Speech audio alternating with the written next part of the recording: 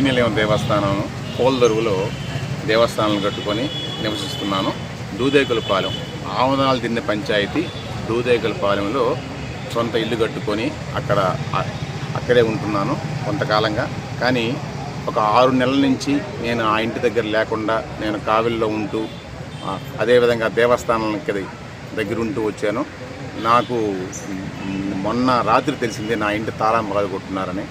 లోపలికి వెళ్ళి ఈరోజు చూస్తే అమ్మవారికి సంబంధించిన విలువైన వస్తువులు, అమ్మవారి కవచము, విగ్రహాలు, అమ్మ సంబంధించిన విలువైన వస్తువులు ఏమీ లేవు.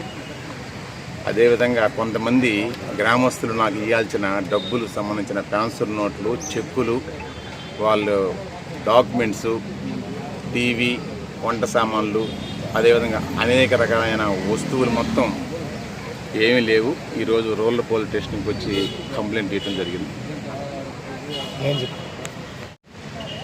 దేవీ నవరాత్రులకి అమ్మవారికి మొదటి రోజు చేసే అలంకరణ స్వర్ణ కవచముల దుర్గాదేవి వెండి కవచం 4 కేజీలు ఉంటుంది. అమ్మవారు వెండి కవచము, వెండి కిరీటము, వెండి హస్తము, అదేవిధంగా వెండి కత్తి, అమ్మవారు పంచలోహాలతో పాటు బంగారంతో కూడిన విగ్రహము.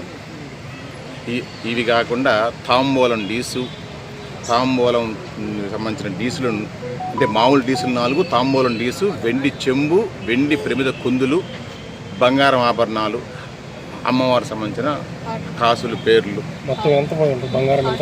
దస్తావేజులు పోయాయి అన్నారు కదా, అవి ఎంత విలువ ఉంటాయి? అవి మొత్తం కలిపి 47 లక్షలు. దాంట్లో ఒక డాక్యుమెంటు ట్రాన్స్ఫర్ నోట్లు మాత్రమే నా కాడ ఉండటం వల్ల ఆ వ్యక్తికి సంబంధించింది నేను ఒంగోలు కోర్టులో వేస్తున్నాను.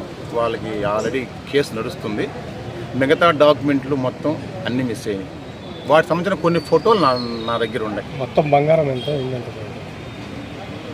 సుమారు బంగారము వెండి వచ్చి 12 కేజీల 400 గ్రాములు ఉంటుంది రఫ్గా. బంగారం అంటే అది అమ్మవారి బంగారం, చాలా విలువైన వస్తువులు ఉన్నాయి. నేను ఇంకా చెప్తాను. ఈరోజే ఎఫ్ఐఆర్ కడతానన్నారు సారు. మన సిఏ సారు వీలైనంత త్వరగా ఇవన్నీ త్వరగా చేసి మనకి అందజేస్తానన్నారు.